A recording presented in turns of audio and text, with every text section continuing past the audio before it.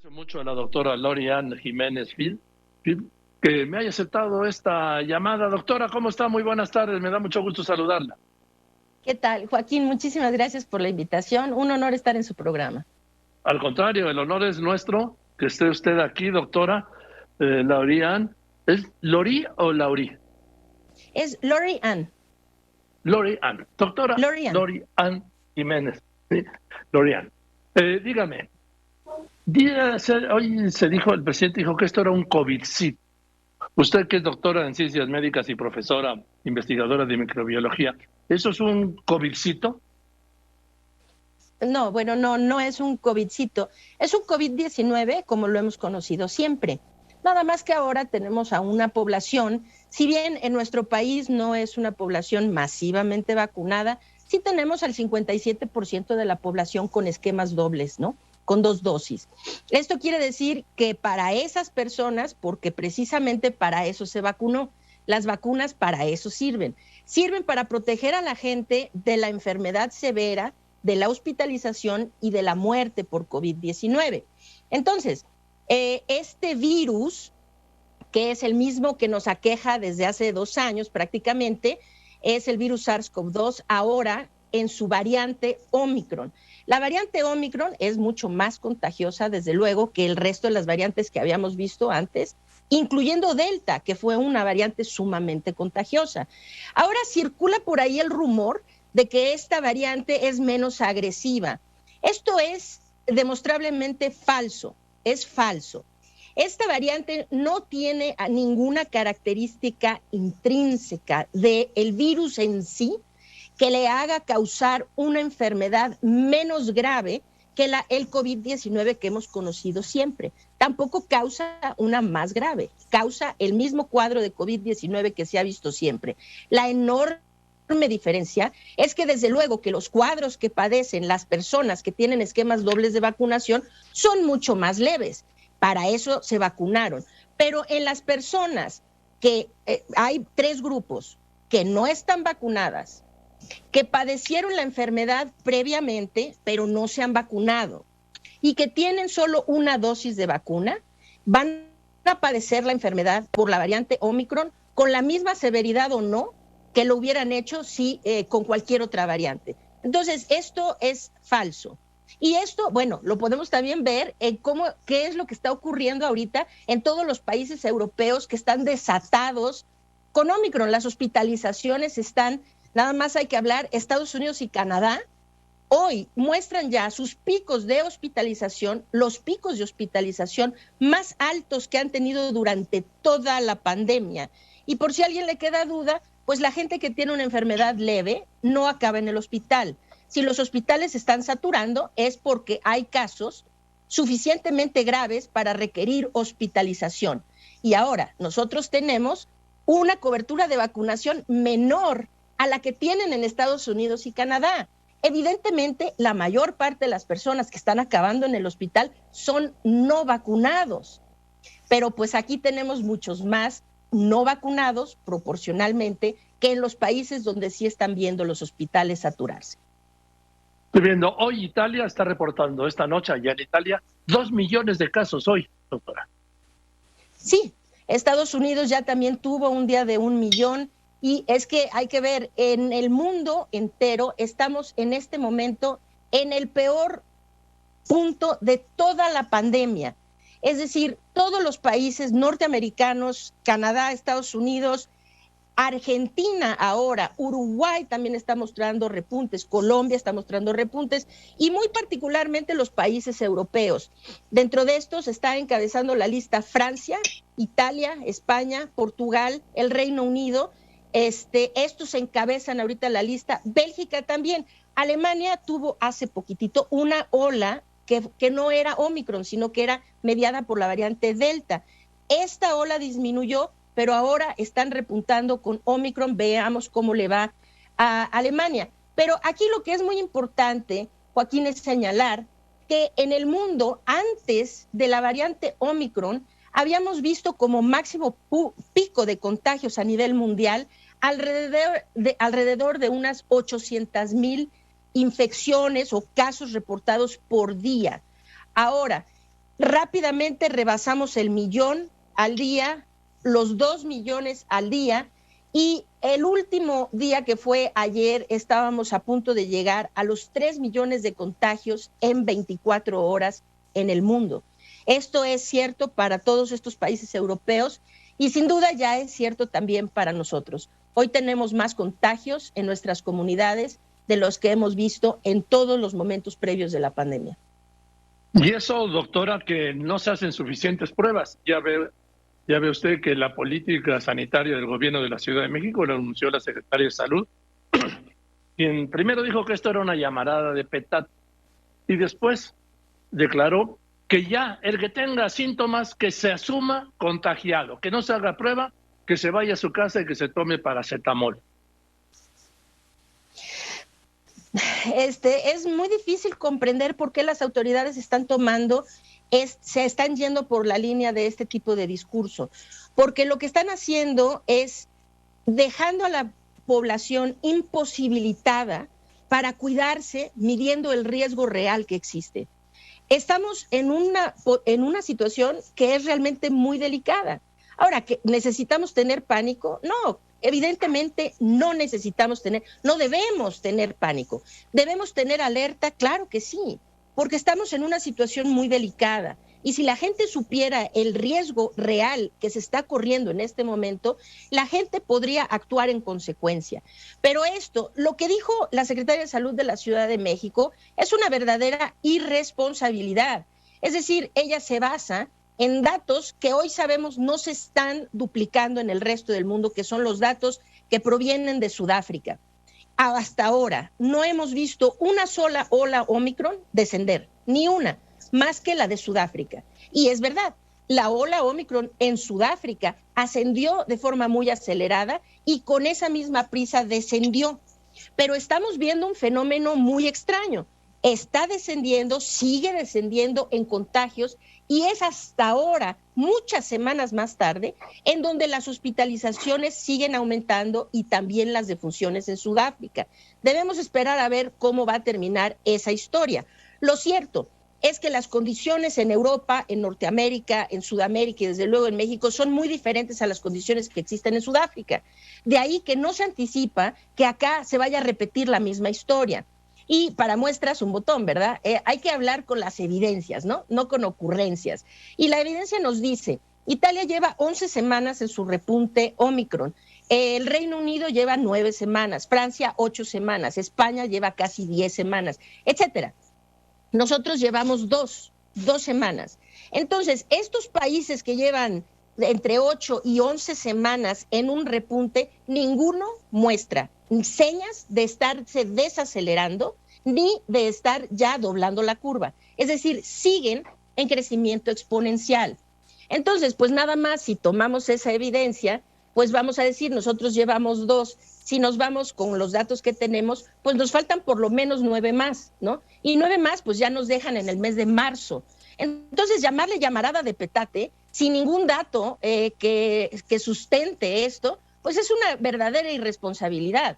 Esto va a ir para largo y va a ir para más largo, entre menos la gente se cuide y procure detener los contagios. Necesitamos detener los contagios para poder mitigar, es decir, el tsunami ya lo tenemos encima. Va a ser imposible detenerlo por completo, pero sí podríamos mitigar sus efectos. Y el efecto más importante es la muerte, ¿no? Sí, doctora, pero lo que pasa, doctora Lorian, lo que pasa, doctora, es que como se hacen muy pocas pruebas, el otro día el señor Clark, que tiene un cargo en una es una persona para mí seria, ¿sí? Dijo que del gobierno de la Ciudad de México que atribuía el incremento de casos de contagios al haber casi duplicado, dijo, el número de pruebas. Pero México es de los países que tiene menos pruebas por 100,000 habitantes. Sí, esto es correcto. Claro, es muy fácil para las autoridades siempre hacer esa manipulación porque creen que la población es ignorante y no les entiende. Pero sí habemos muchos que entendemos lo que están diciendo y entendemos cuando lo que dicen son mentiras flagrantes, ¿no? A ver, México siempre ha hecho muy pocas pruebas y de hecho somos una vergüenza internacional por el bajísimo número de pruebas que hacemos. De ahí, gracias a que hacemos tan pocas pruebas, siempre somos el país que tiene la más alta letalidad en el mundo. Estamos por arriba de 7 cuando el mundo en promedio está entre 2, entre 1,5, 2,5%, ¿no? De letalidad. ¿Por qué? Pues porque nuestra letalidad en realidad está inflada, está sobreestimada, porque se hacen muy pocas pruebas y la letalidad se calcula dividiendo las defunciones entre los casos, queriendo decir que entre menos casos se reporten, más alta es la letalidad. Entonces, eso es una. Dos, pues siempre estamos en la lista de los países que hacen el menor número de pruebas. Creo que, no sé, en el mundo debemos ser de los que hacen menos pruebas. Entonces, claro, nuestras curvas de evidencia de esto es que nuestras curvas de casos y de pruebas siempre han sido paralelas. Es decir, que si suben las pruebas, suben los casos, si bajan las pruebas, bajan los casos. Nunca han tenido independencia. En los sitios como Corea del Sur, como Taiwán, como Japón, como Nueva Zelanda, incluso lugares que han manejado mal la pandemia, como Reino Unido, vamos a decir, ¿no? Reino Unido ha manejado muy mal la pandemia, pero han llegado a tener periodos en donde hacen realmente un número muy importante de pruebas.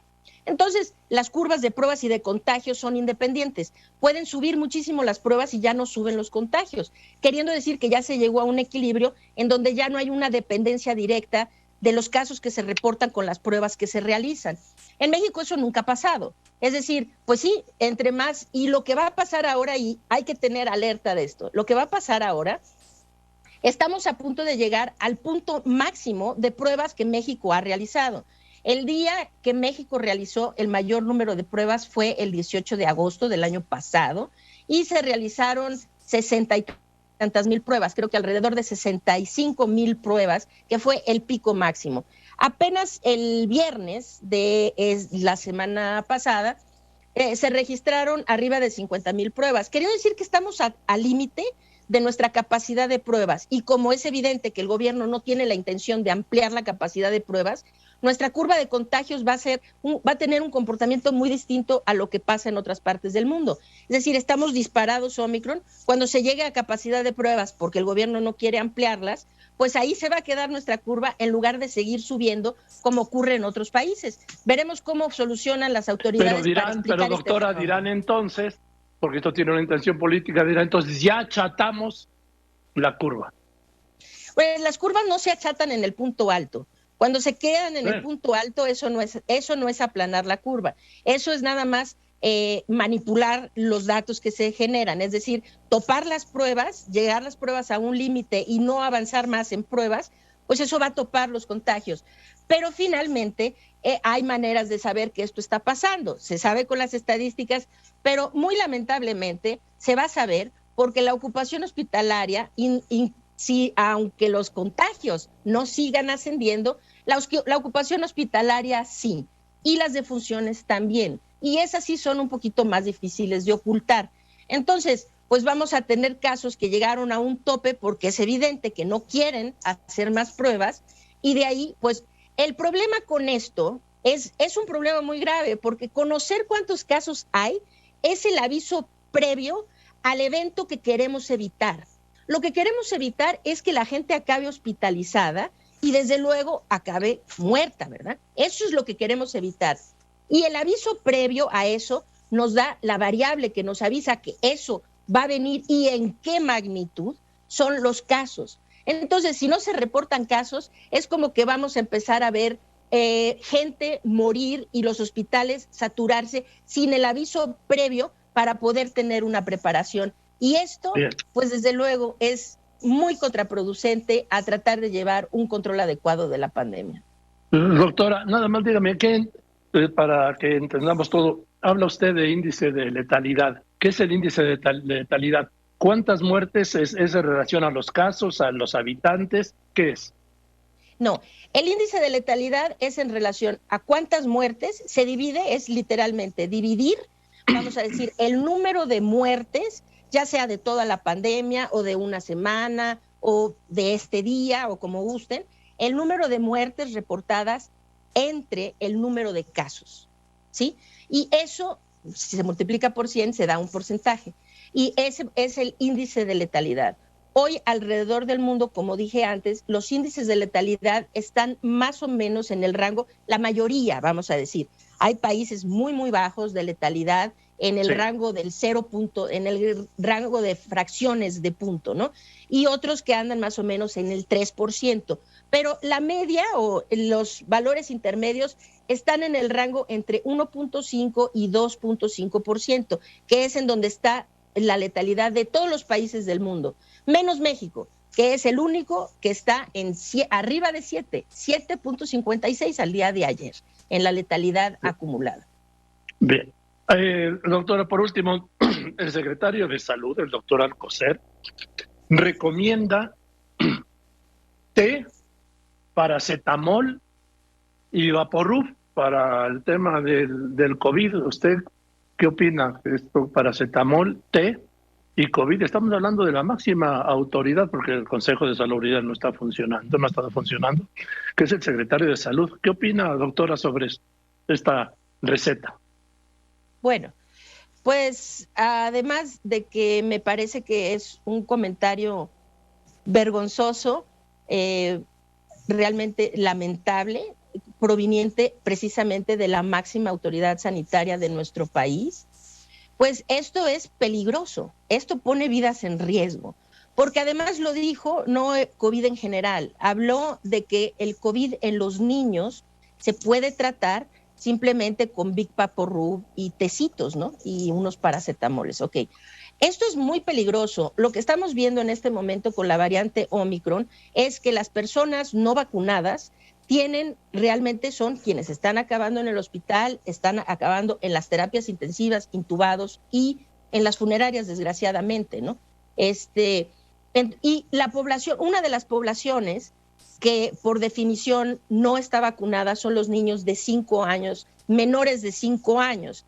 En México, desde luego, por la necedad de nuestras autoridades de no vacunar a la población de menores de edad, de 15 años para abajo no hay nadie vacunado, más que aquellos poquísimos que se vacunaron a través de amparos o porque tenían comorbilidades, y eso solo de 12 años en adelante. Pero en donde sí hay autoridades razonables, los niños se están vacunando solo de 5 años en adelante. Entonces, lo que está ocurriendo ahora es que esta población no vacunada de menores de edad se está viendo una alza realmente muy dramática en las hospitalizaciones de cuidados críticos, en las terapias intensivas y en la muerte de menores de edad que no están vacunados. Entonces, cuando el doctor Alcocer dice se puede esto curar con Big Vaporub, le está dando a entender a la población general de México, que si su niño tiene COVID, usted no tiene nada de qué preocuparse. Entonces, así lo ve a toser mucho, con fiebre, ponerse moradito de la cara, usted sóbele un poco de Big Vaporub y él se va a componer. Esto podría llevar a niños a morir, porque en realidad el mensaje que debió de haber dado, si bien es verdad que COVID-19 no solo en los niños, la mayor parte de las personas que se infectan de COVID-19 lo padecen de forma leve e incluso asintomática. Y para ellos, ¿qué necesitan? Bueno, necesitan solo el tratamiento sintomático, pero necesitan algo que es indispensable y crucial, que es la vigilancia. Necesitan vigilancia y entender la importancia del tratamiento oportuno. Y para ello, mejor, en lugar de hablar de Big Vaporub, lo que hubiera hecho el secretario es hablar del uso de un oxímetro para decirle a las mamás: sí pueden tener a sus niños en casa, pero mídanles la oximetría. Y cuando esto llegue a cierto punto, entonces olvídese de los tecitos y del Big Vaporub. Corra usted a un hospital porque su hijo se le puede morir ahí en la casa. Entonces, lo que es nocivo es no haber dado el mensaje correcto, porque quienes escucharon eso y dicen, esta es la autoridad máxima, me acaba de decir la autoridad máxima de salud de este país, que si mi hijo tiene COVID, a él no le va a pasar nada. A él solamente necesito darle tecitos y tenerlo aquí. Eso pone vidas en riesgo y es una tremenda irresponsabilidad. Doctora, le aprecio mucho que me haya aceptado esta conversación esta tarde. Le mando un saludo. Al contrario, un grandísimo honor estar en el programa. Un saludo, igualmente. Al contrario, doctora, le reitero, el honor es nuestro por su participación. Muchas gracias y por la claridad con la que dice las cosas la doctora Lori Ann Jiménez, Bible, muchísimas gracias.